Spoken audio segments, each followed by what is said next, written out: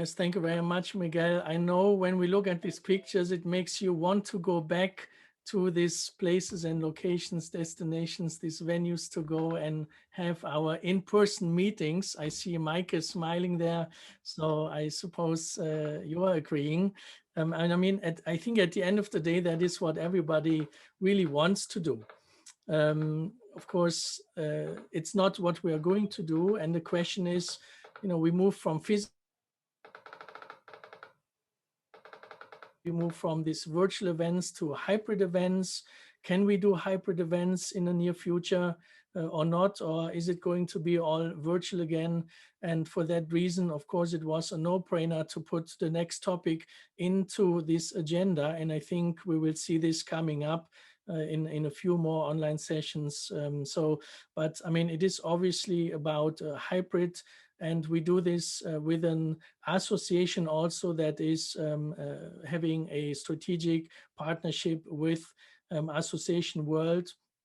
In Brussels, we are all very close to associations, and we're trying to find ways, of course, to also collaborate together, whether it's with other association partners like FIBE and UIA that we have formal agreements with, and one of them is also MPI Belgium. And so I'm therefore delighted to say that they are providing us with a bit of an overview about what this is going to be or what it should be, helping us to get rid of some of our headaches. And I would like to introduce Tadea from the Hague Convention Bureau team to introduce the next session then. As many of you know, just to mention, the Hague Convention Bureau team has been very active in the last year almost to also run their own events online. They've been highly successful. And I mean, I love them from the very beginning. And if you have the chance to join one of those sessions, because they are also very well done professionally, congratulations to the Hague and Tadea, your team, for doing that and also for providing that education. I think that is what aligns us as well. So thank you very much for the collaboration and the partnership with BEAF. And I would, with that, hand it over to you to introduce the next speakers and the next session. Thank you, Kai. Good morning, everyone. It's great to see you here. Welcome on behalf of the Hague Convention Bureau and our team. I'm very glad to introduce the next session, the last BEAF session, the second session of this morning. And the topic, as Kai already mentioned, is very close to the Hague Convention Bureau. Just recently in December, we have launched a hybrid city alliance together with our partner city, Ottawa, Durban, Geneva, Prague. And it's really about organizing hybrid and hub events. As partner of BEAF and currently chairperson of ICA France Benelux chapter, I'm aware of challenges the associations are facing now when it comes to the production of hybrid events. So I'm very familiar with MPI and its Dutch chapter. Therefore, I'm delighted that the MPI Belgium chapter has come forward to share their knowledge and insights with us this morning. I'm glad to introduce you to Katinka Estrade, President of MPI Belgium, Philip Griffin, VP of Technology at MPI Belgium, and Evelien Aernaudts from Abbit meeting Innovators. Katinka, Philip, Evelien are raising the important questions. Are we hybrid ready? And what associations must consider when planning hybrid events? For The Hague, I can answer, we are ready. So the question is, are you ready? Thank you for all of three of you for joining us this morning. And let's hear more from the MPI Belgium team. Thank you so much for teeing us up for that one and the great introduction that you've given to us this morning. We are just here, just outside of the airport in Brussels in this wonderful studio, which is something that's a little new for us, but also delightful for us to be able to get out from our own home offices and away from our computers there. So we have some wonderful facilities here.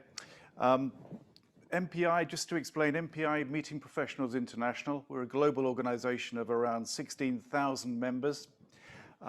Those are event professionals from all parts of our industry and all parts of our business.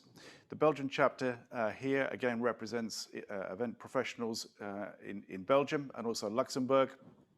And we provide educational and networking opportunities for the event professionals here. So please go to our website, have a look at us. We meet quite regularly and we have a lot of sessions that are ongoing from here. Today's session is quite short, so we'll try and get through as much as we possibly can today. We'd like to make it interactive as well. We don't unfortunately see the chat here, but we will involve you in some sliders. We have the breakouts, and if there's anything particularly relevant, I'm hoping that Miguel will feed that back to us anyway, and we can hopefully pick that up and take that on with you. Our objective today is to give you a better understanding of the landscape and the approaching hybrid era that we're about to see.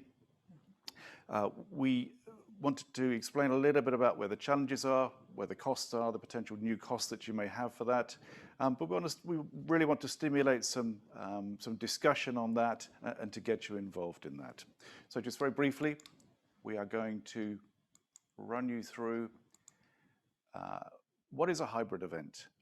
There are many different definitions of that. We're going to look at that in just a second. We're going to tell you about some of the challenges. Some you may already know, and some of you certainly may already have come across them, but we will pick up on those. Benefits, opportunities, don't forget those. We'll also cover those. Budget, which I'm sure for some of you is a very important aspect of what you actually want to look at. And finally, we'll get to the breakout sessions.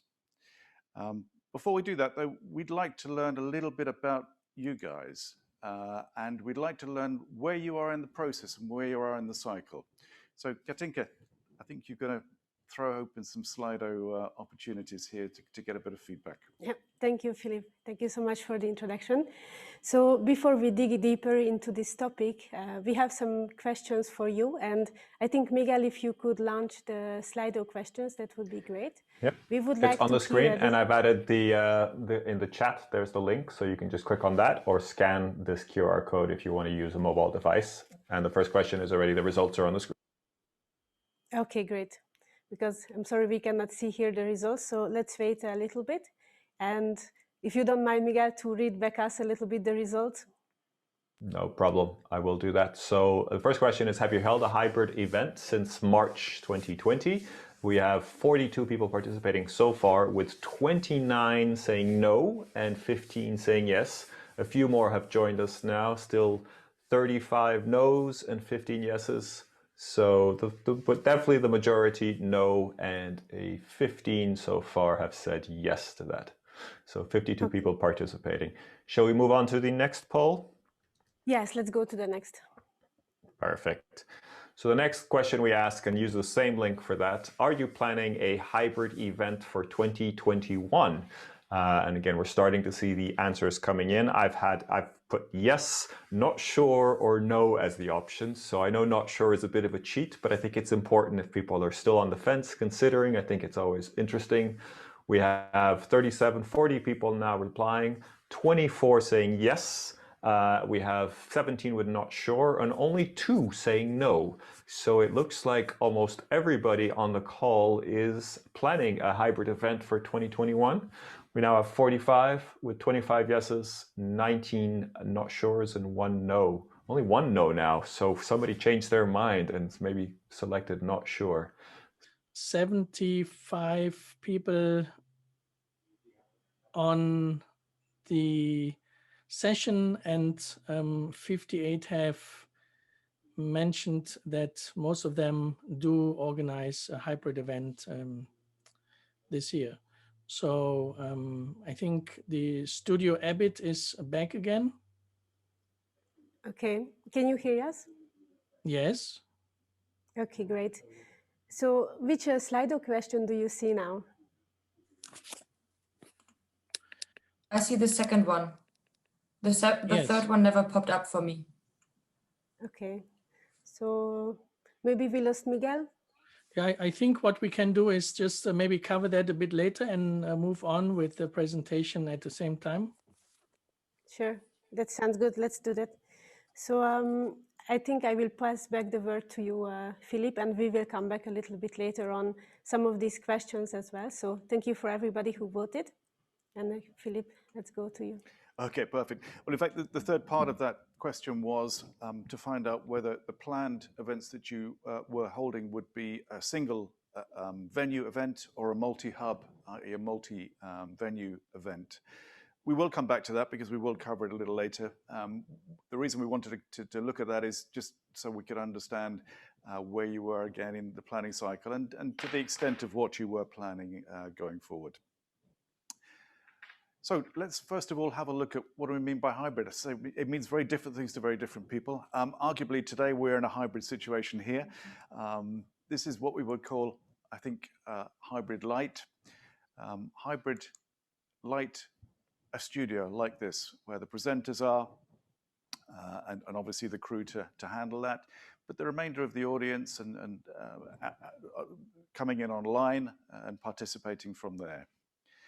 This is something that I think happens a lot with virtual presentations now anyway. So it really is a bolt-on. A lot of studios springing up now to facilitate just what we're doing today, which is a fantastic thing. But if we're looking at what do we mean by hybrid, I think this is most people's definition, single venue hybrid. So we've effectively had 2 programs. We have the on-site program where the physical participants are, and we also have a part of that that is then going out to the online community of that particular event as well.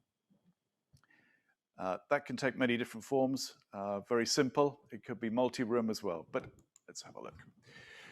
This is what we would define as a multi-hub event. Now, this is a group-to-group style of event where in this particular instance, you see, I think we have 20 different locations set up here, all who have connection with each other.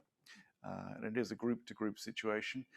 And that, again, is just one way of doing it. You may also, of course, have your online participants on this as well. So that's our 3 definitions of, broadly, our 3 definitions of what we consider is a hybrid event. Yeah, it's fashionable, isn't it? Everybody's talking about it. Everybody's planning it, or a lot of you seem to be planning it for this year. There is a question, though. Does it always need to be hybrid? We'd like it to be hybrid. We want you to do hybrid. But I think before you progress with it, ask yourself, actually, the objective of the event that you're doing, can it be served either by the current virtual environment, or could it be solely an on-site event? Don't complicate things unnecessarily when you don't need to, because you do take on a lot more work, a lot more commitment with a hybrid event.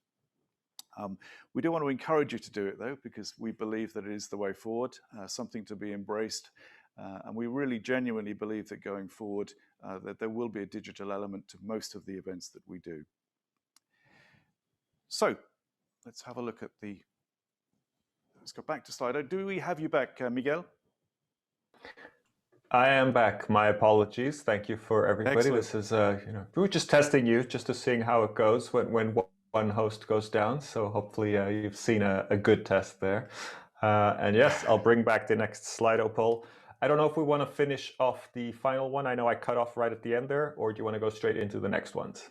We could, no, let's do it. It'd be interesting to find out who's looking at an international perspective to what they're doing. Now, please, Miguel. We don't see the results. So again, if you could feed them back, that would be great. Well, the one we didn't quite get to was if you've planned a hybrid event, was it a single or multi-venue event? And just letting everybody vote now. Again, the link is in the chat, or you can scan that QR code, or just go to slido.com and enter the hashtag BEAF. And we have 31 voting, 27. The vast majority are single venue. We have 5 so far with multi-venue. So that feels about right. 35 now voting, still 30 single venue and 5 multi-venue. And now I think we'd like to jump into the word cloud, which I think will be really interesting, which adds a little bit more color to this polling. So the idea here is that you can enter a word, a text in English, please, and in one word, describe what you believe to be the biggest challenge to planning a hybrid event. Enter anything you like, absolutely just one word if you don't mind. And we're seeing here costs, very, very large on the screen, right in the middle. A few other words, technology, AV, and ROI, members, program, networking, resources also coming up pretty large right now, and engagement also by more than one person, about 31 inputs at the moment. But cost seems to be really persisting as one of the main things here. Cost, resources, and technology. I think this is very, very interesting. We now see Philip, that, let me know if you want me to... That is perfect. Do you want me to jump to great. Yeah, okay. We see some very interesting things on here, and I'm happy to say that we cover a lot of these topics as we go forward and a lot of these things. So thank you, Miguel. Thank you for that. That's, as I say, we now see them on the screen as well. So that's very helpful for us. So okay. Perhaps. Do you want to go back to your slides now? There's a couple more. You had a couple more questions here about question. Okay, no problem.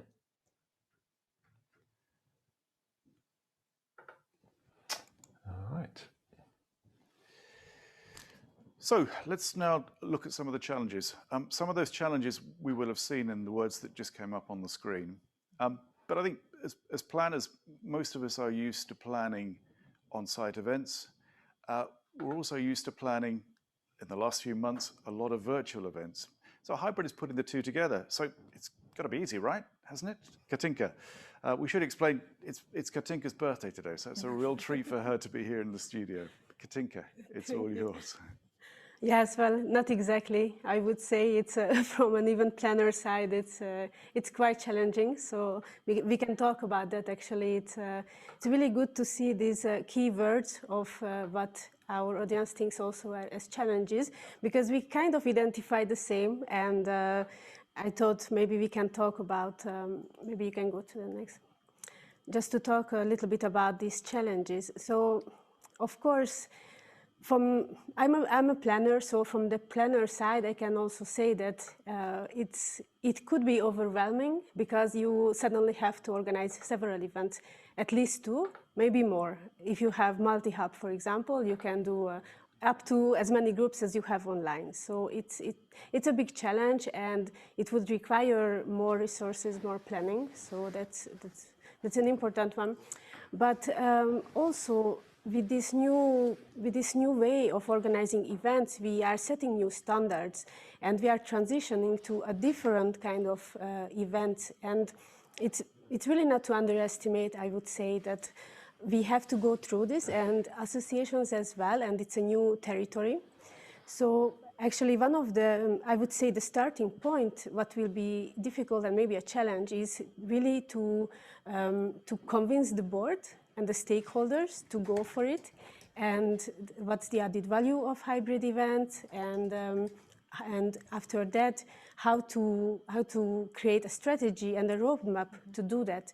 So it will be again a learning curve that we have to go through that, and then also another big challenge is really, I noted the resources and the tech yeah, this is like basically to find new vendors, trusted partners who can help you through the process and who can be with you and guide you.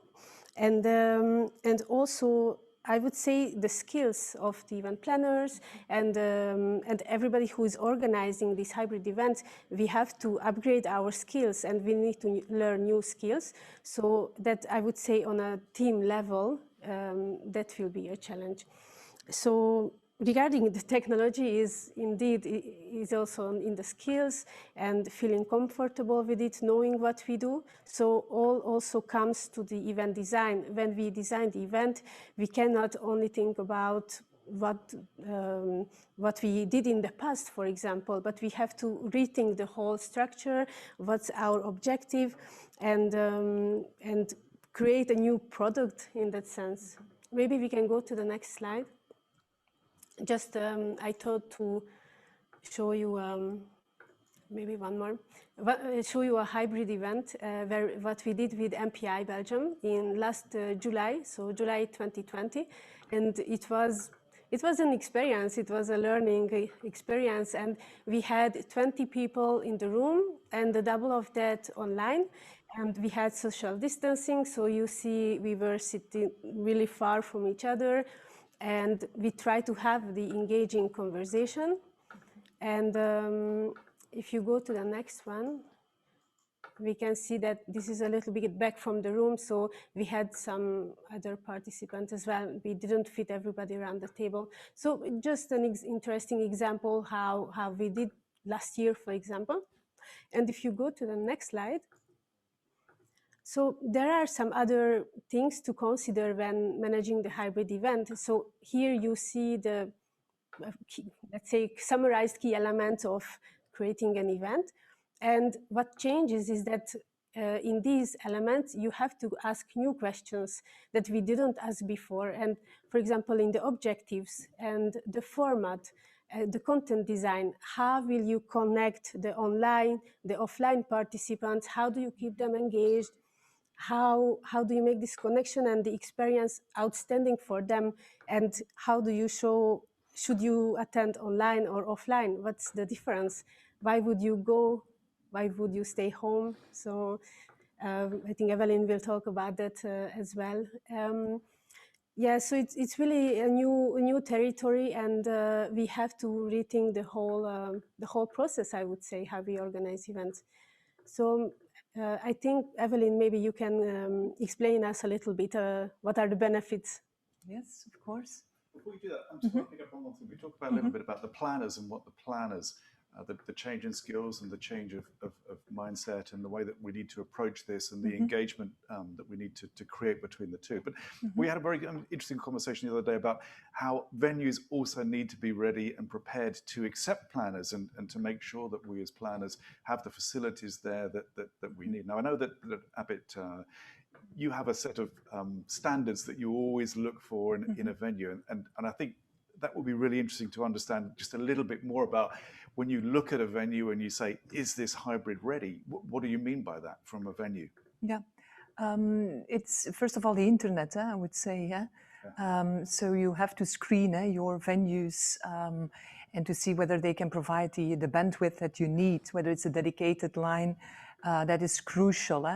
And if you approve a venue, if you give green light, then you can host your faculty, for example, in a light hybrid format with a studio setting, just like in the one we are here today. And then you can move up. You can maybe invite an audience as well, some selected group of participants. Venues most these days, they look for their biggest ballrooms, where they can have a full-blown studio LED, whether it's green screen or LED, it doesn't really matter. But they can then also accommodate a selected group of participants with the necessary social distance. And then you can continue connecting several of these studios with each other, but also still allowing for remote speakers to connect as well. You don't per se have to invite them to a studio. there can be a combination of a remote and a physical speaker. Right. Okay. Excellent. And I guess we're also looking at things like acoustics. Of course. Making sure that the venue is suitable for the broadcasting part of what you're trying to achieve and trying to do there. Okay, perfect. Okay. We've covered a little bit about some of the planners' issues here and what the planner needs to consider. We're very, very pro, obviously, bringing together people for a hybrid format. And we've seen a lot of in the word cloud that we did there, we saw a lot of the challenges that people perceived, but there's an awful benefits to this as well. And I know that you're a big advocate of telling everybody about those. So please tell us, what are the real benefits of the hybrid event? If you click one more, Philip, yes, thank you. Oh, yes. Yes, you see the beautiful lady here with the two oranges. And oranges these days are crucial to our health, the vitamin C, but also our planet, Philip and Katinka, need some vitamin C these days.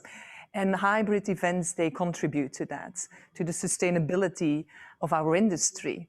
And yeah, with a hybrid event, if there's a small group, they travel regionally, they take maybe public transport to travel to a local hub. The same for your speakers. You invite your local speakers to the studio. The others you can connect remote. So it's a way of saving time and money on travel. Saving time also in the sense that you can sleep in your own bed at night, so you avoid the fatigue and the tiredness of traveling. You avoid jet lags, for example. And the productivity might go up with your speakers, with your participants that you invite to the room. So that is another important element, as well as, for example, the out of the office time. When you only form groups in your regions, you avoid the long haul flying or traveling part. And not to forget, we are talking here about a unique format. Not a lot of planners have been doing this or testing this out already. So it's for them, it's interesting to learn and explore and test this new unique meeting format because it can bring and move them forward. What else is a benefit of having hybrid meetings? It's also the flexibility in terms of time and location. If you would normally look for a venue, and there are some venue partners present here today in this session, and they would like to receive your requests very much in advance because you're having big and large groups for the events you're planning. Now, you have more flexibility, I would say, in terms of location and timing for booking venues. And the same is a little bit for your speakers. If you have much in-demand speakers that all of the associations are looking after and all trying to book them, if you can keep them remote, or you are lucky to have them in a studio somewhere, you might, a lot of the associations here present today, they can share some of these speakers more regularly and easier than ever before. And then not to forget the reach of hybrid meetings. It's the same as with the online events. You reach a far bigger audience than with your in-person events. And also you access some of your developing countries much easier. Those people, they were not in the position to travel and attend one of your events, but now a hybrid or an online meeting can really be a meeting enabler for them. And then another item of everything what we do now online is that we can record everything. If you go back to the in-person events, imagine the days and with the flip charts, where you as a planner, you would have rolls of flip charts under your arm, putting them back on a stack with the ones from last year. Everything is being recorded now, and so you can archive and review content much easier. And sustainability, to finish up, my list of benefits is key, I believe, to what we do. We need to embrace it and make our travel and meeting industry much more sustainable. Thank you. That's great. Some great points in there. And I think for me, the two real takeaways there, and particularly for associations, is the fact that the reach that you potentially have to incorporate and to bring in people that previously perhaps couldn't have made it along to your events is a really good one to consider. It means that perhaps you have a different program for those and parts of that program a little different, but it does mean that your reach is potentially higher. It also means that the part of your program can be dedicated to people and to subjects that previously you wouldn't have had the time to cover. So it also it gives you the opportunity to broaden the program that you actually are making available to your participants. So again, some really good parts of that. And I maybe want to add to that, if you really foresee a dedicated program for your online group of participants, you make them feel curious about the event, and they also see the hybrid part going on, the small group that you host in your venue, and they see what they are doing. But in coffee breaks, you can then again get the community online motivated, and so they say, okay, it was a nice experience and we really felt taken care of. But I've seen the venue they were in, I've seen the other crowd going around, so I might want to join for the in-person experience next time. And that's a very valid point, isn't it? Because what you don't want to do is you don't want to make it so that everybody would rather not go to the venue, that they actually, that you want them to be at the venue. Of course you want them to be there. You want them to have the networking opportunity. But of course, you're right. That is a teaser, if you like. But looking at the value, as we will do in a second, you do need to make the value for those that are attending on site sufficient that you're going to draw them in. So both parts there. Thank you, Evelien. Thank you so much. Okay, let's get down to some of the nitty-gritty now. And this, I know that cost was the biggest word in the middle of our word cloud that we looked at there. We do have another Slido for you here. And Miguel, if you're ready, we have another question that we'd like to ask in a very similar vein to the one that we had on the challenges. We'd now like to ask a little bit about your perceptions of the budget as well.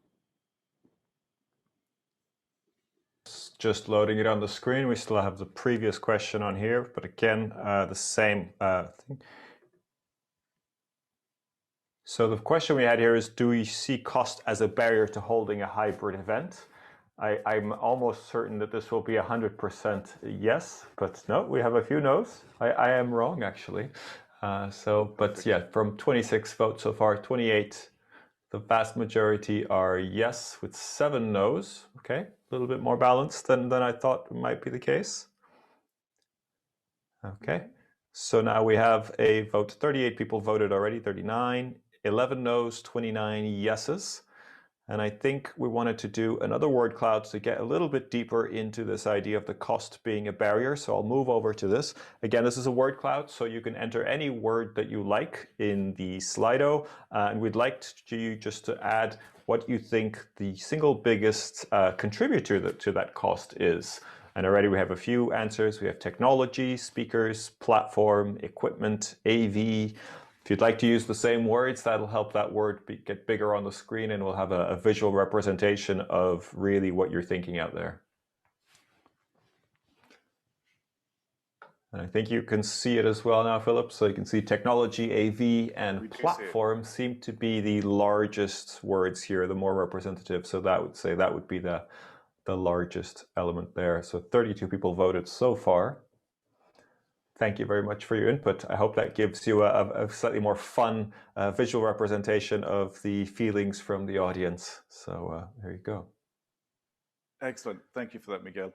And I think it's fairly clear that the 3 parts here are very much interlinked: audiovisual, platform, systems, and technology. Those are all the areas that we've come to grips with a little bit over the past few months through what we've been doing in the virtual environment. But I think the challenge to people is actually trying to put those together. Before we tackle that part of it, one of the things that, one of the barriers that most people and a lot of people have said is cost. And again, as you approach an on-site event or an online event, you typically would set a budget for both of those.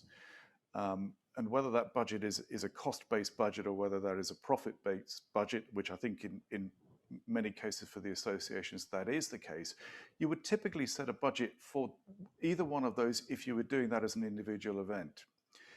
If you're then preparing a virtual event, then I think what you're doing, probably the best approach is to separate those two P&L accounts again. So look at both sides separately. What are you trying to achieve on both sides? And it may help you then to isolate how many people do we need to bring online? How does the program need to look online to actually make that part of it profitable? On-site events, again, I'm sure you're very used to running those. You know what you need to achieve there. Consideration you may have, of course, is that your numbers may be lower than before, but the opportunity then perhaps exists on the other side to increase your virtual numbers to compensate for that. But our advice really is to look at both sides, treat both sides of the event as a separate P&L. There are bits that overlap, of course, and sponsorship potential is a very big part of that. And a hybrid event actually provides you with some significant possibilities for a value proposition for your sponsorship, and again, another potential revenue source for that. So again, that's really our first tip on that. And again, we're going to run through this quite quickly, and hopefully you can then pick that up in your own sessions as we then go into the breakout sessions afterwards. The actual cost, you know the cost from both sides. Again, for an on-site event, you know what your traditional costs are from that, your venue, your food and beverage, your audio-visual equipment. Not much of that changes, and you've got some optional events of team building, excursions, external dinners, all those kinds of things that you may do. On the virtual side, you've also seen what it takes to plan a successful virtual meeting. I'm sure most of you have. The complication arises when you try and bring the engagement of both parties together. And that's where you start to add your costs in terms of the audio-visual tech equipment, the technical support that you may need also for that, your own time internally, because quite clearly for yourselves as planners, you're now planning effectively 2 programs. But it does provide opportunity for you as well. And from a revenue perspective, again, if you isolate both parts separately and you plan for the numbers you're looking for and you make sure that the value proposition you have for both sides, that really is where you pull the whole thing together. So where are we actually adding the costs? Again, I'm going to be fairly simplistic about the way we run through this, but I think most of you will understand these elements. And again, I'm just going to flash these up very quickly, but there are costs, of course. The additional costs of technology, the support that you have on that. There are some benefits as well. And on the plus side, you may save some of your costs on the fact that your speakers and some of your other people are not actually traveling and coming to the event, so you don't have the accommodation side. You also may be able to save something on platforms and systems. But you will have additional costs, and those costs, of course, are in the technology, predominantly in the technology area, in terms of the extra equipment you need to broadcast your event. You have the technical support, obviously, that needs to support that. You may also have a change of platform. The platforms that you're using of Zoom, WebEx, any of those that you're using for meetings are clearly not suitable for this type of event, or not always suitable for this type of event. So your investment again perhaps is in a platform that provides you a lot more functionality. So again, that's a big part of the costs. But I think most of you have already recognized those costs. Let's take you through just a little more detail on what we're actually adding. What makes the event different to the way it was before? This is a typical room setup that you will have had for an on-site event. What you've got there are your speakers, which obviously you have the sound. You've got your projector, which is projecting whatever it is that you're presenting at that time. you've got a technician normally that looks after the sound desk. That's all fairly straightforward, and that's repeated. If you have 3 rooms, that's probably repeated in 3 rooms. Those costs you would have in any event for your event. What are we adding? Or actually, we're adding cameras, aren't we? We're adding cameras, and in this particular presentation and representation we've got here, we're looking at robotic cameras. And my recommendation for you is to always look at robotic cameras, because what you don't want is a cameraman to add to the camera cost as well. And robotic cameras, as you can see today, and we're working entirely with robotic cameras here today, they do a very good job, and it means that you only have one person to focus on. So what you're adding are cameras. You're adding then a controller for those cameras, but potentially that's also the box that will manage both your audio and your video stream. You can also into that box, you can put a lot of your production stuff, so you can add titles, you can add information, you can put all of that in there. And then effectively you're putting that part connected to the sound that you already have, and from the sound mixer in the room, you're putting that out via a modem. So actually, it's not that complicated. What the part that you're adding to it is not that complicated. Here we're looking at a 3-camera setup. There are actually a lot of ways you can do it with a 1-camera setup. And again, we're just going to throw and pass through just a few potential room setups here. And these are also distances you can see for COVID. So you'll see that, again, there are some options here in the way that we can configure the rooms.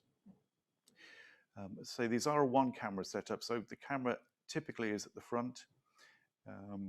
And again, that camera then is viewing the whole of the room, but it has the ability to move and focus on the speakers when the speakers are actually doing their part of it.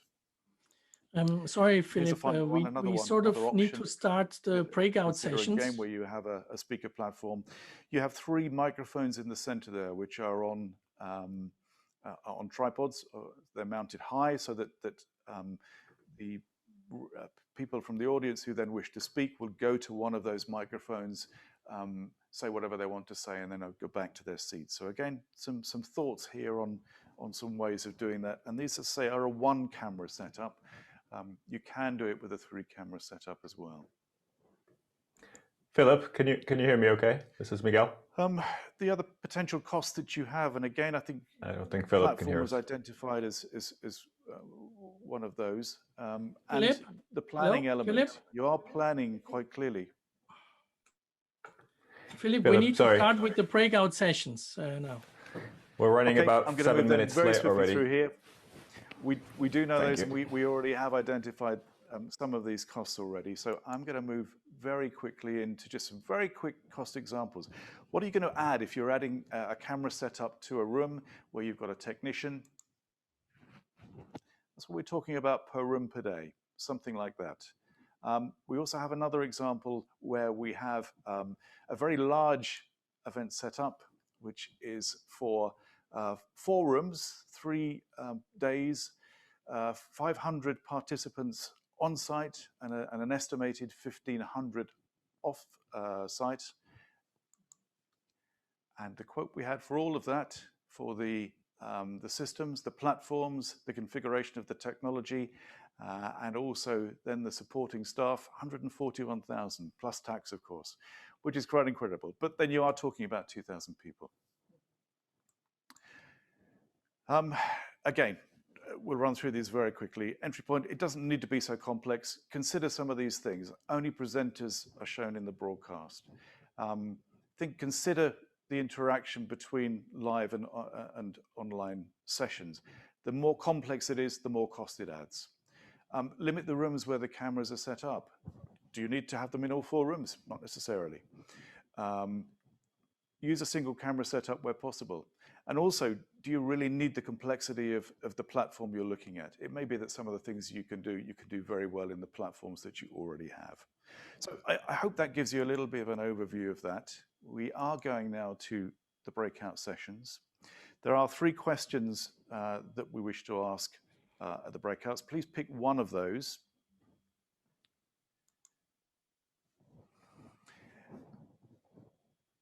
please, there was also a Google document, and I think, Miguel, you'd like the rooms to be able to update those. Please select one person in your group to make the notes there, and we will come back and hear your summaries of that afterwards, and hopefully we'll have some time for Q&A. So the 3 questions we'd like to ask, and again, pick one of those. How interactive does the program need to be between on-site and online attendees? Is it possible to make both sides of a hybrid event profitable? I hope it is, but have a think about that. That may not be your objective. Does a hybrid event need 2 management teams? And again, those are 3 breakout questions we'd like you to consider. And we very much look forward to seeing you back here with your conclusions on that, and hopefully a bit of Q&A at the end of that. But I'd love to hear a little bit from what happened in the breakouts, what you discussed and which question you tackled. Using the reactions icon at the bottom of your screen, a little smiley face with a plus button. If you'd like to comment, if you'd like to report back from your group, just click on the raise hand option there, and that'll means that I can see you on the screen here and I can bring you back on the area. So do I have any volunteers, or do I have to voluntold someone to come on stage? Nadir, I can see you raising your hand. Thank you so much. Please come on stage and share what your group was talking about. Yes. Well, funny enough, the consensus was within our group, which was a small group, but was not in line with MCI Belgium.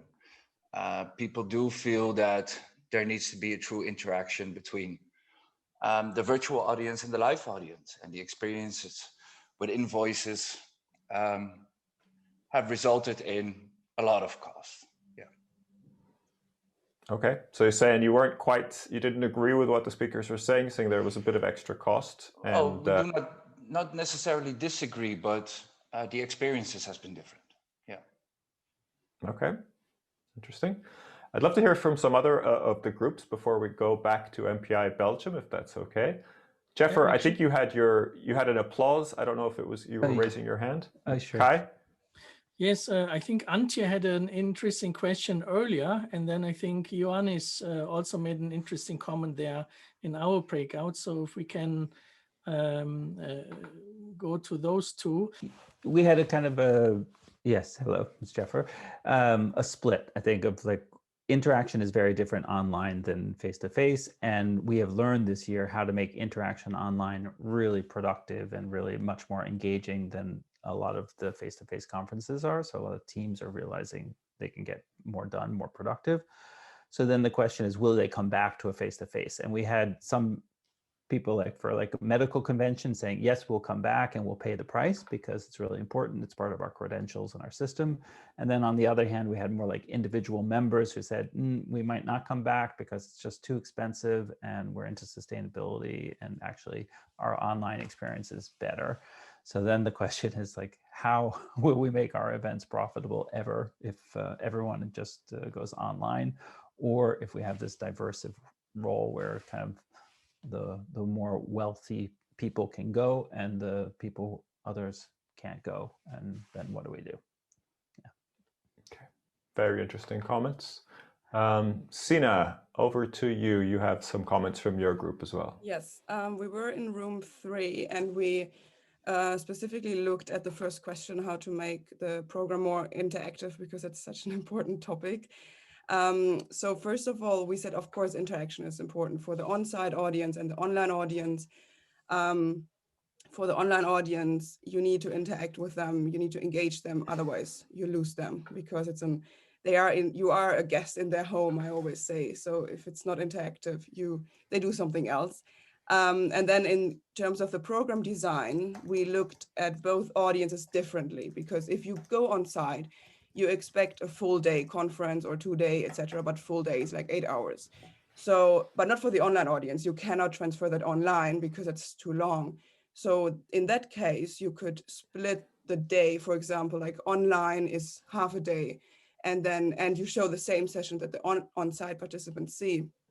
But then for the on-site participants in the afternoon, for example, a half day, you could have workshops or collaborative sessions where they have to work on something together, and those sessions, obviously, you cannot really transfer online. So there you look at both audiences differently, and that way you design the program differently.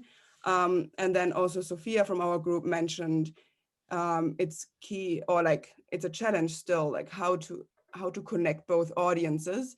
And she mentioned an example that in one of her events, they used the breaks to, they had like rooms, and then in those rooms, the on-site participants could connect to the online audience. So just a way to connect both audiences. But yeah, in total, we agree that interaction is really important, and then there are different ways to connect both audiences. Perfect. Thank you, Sina. Thank you for that input. Sounds like you had a great group discussion. I wanted to come back and maybe bring in the MPI Belgium team, because I think there's some great questions also in the chat. And I don't know if you have some comments ready for already the comments that were made, but there was a comment earlier from Antje from the Legal Protection International. And she says, isn't it a challenge that people feel like they shouldn't pay any more for online events? And I think this is a very interesting question to debate, because of that idea that there may be extra costs, but then do people feel like they should pay more if it's more expensive to have a hybrid event? Philip, Katinka, Evelien, anything from your side that you could contribute to that? And I'll pick up on a couple more questions and comments to see your thoughts on that as well. I absolutely am convinced that you have to charge also for online participation to make people value what they receive. But when you look at people's perception online, in particular young people, they think everything online is for free. They don't see that they should be asked to pay for anything anymore that's offered to them online. And I think that's a challenge. I mean, if you, for example, pay for a high-level speaker, you somehow have to get the money together to pay for this. So it's really, from my point of view, it seems to be a challenge. It will be a challenge. We completely agree with you. I think one of the issues we have is that there is so much that you can see online currently that is free, that it then becomes a challenge to create a value proposition that people will pay money to come and see. Now, at MPI, we have started to monetize our events this year. And in fact, we've seen that the numbers have not dropped, which is interesting.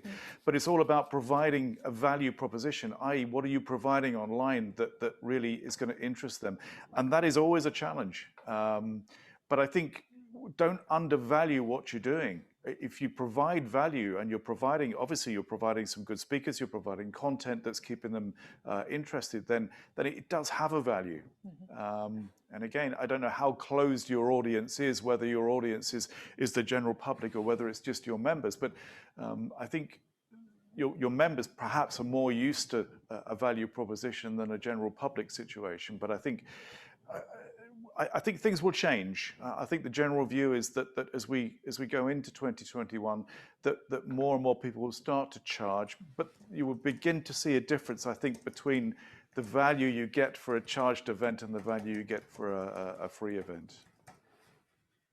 Perfect. But I think Philip, I'm afraid that's all we have time for, but I think this is a really brilliant discussion. Thank you for raising all these points and for going over the technology. I'm sorry to everybody we didn't have too much time to go over in so much detail, but I believe you will share the slide deck and we can share that with the participants as well, so there will be information that they can catch up on and contact you if they want to discuss that further. We will certainly share the slide deck. We also have a number of sessions coming up on both hybrid and on multi-hub events too, where we'd be delighted for you to join us, where we can discuss in far more detail. Can I just very quickly put up, if it moves on for me, which is not doing, a QR code. Okay, here we are. Okay, please scan that. You'll see what we're all about and what events that we do have coming up. Again, thank you so much, everybody, for your time. It's been very interesting. It's just a shame we couldn't talk to you and hear a lot more of your questions. Yes, and thank you very much, Katinka and Evelien, Philip, for covering this. I mean, as we can tell, this is one of the big topics and issues at the moment that we think about. and raises most questions. And we will collect in the chat all those questions and come back with some of the suggestions for future and ongoing workshops. We go through that a little bit now, but I think that is definitely some of those concrete questions are definitely some of them that we need to cover. It's probably anyway impossible to cover them in an hour. And I'm wondering, just please provide feedback either afterwards or in the chat. Do you feel, I mean, usually we tend to think 1 hour is sort of the limit, but would that type of session be worthwhile to cover in 90 minutes? Would you stay on for 90 minutes to go more into detail and cover some of these questions? So let us know and give us some ideas on how we can do this better, so we answer all the different questions. So MPI Belgium, thank you so much again. Katinka, happy birthday. Please stay on, the three of you. There's maybe something to come for Katinka. We just want to provide a bit of information on what's up next. The upcoming sessions actually next week already, if some of you want to join, covering income diversification. Then on the 18th we have the best practice case about PCMA and that hybrid event in Singapore that recently took place. We have the future of exhibitions, which is very important when it comes to income generation. Many of us lost that income from exhibitions, and we have a speaker from the UK who will put us into a very different perspective there and is wondering why exhibitions. So I think that'll be interesting. We have the legal session coming up, and also one session relating to global partnership and strategic alliances, as we discussed a little bit during the advocacy and campaigning session. Just to remind you that we have then also BEAF moves into BEAF. If we can see that next slide, Miguel. Yes, this one. So we are combining these three events under the brand CF. The announcement for GF, the Geneva International Association Forum, is 16th, 17th of September.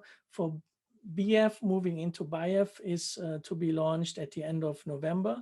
And in spring 2022, also the Nordic International Association Forum. And you already saw the slide there of EAS, the European Association Summit, which is an event by Visit Brussels. And I personally love that event. And I would like to invite Mathilde and or Melina to actually just speak for a minute about that event, inviting you to that also in April. Yes, indeed. Thank you, Kai.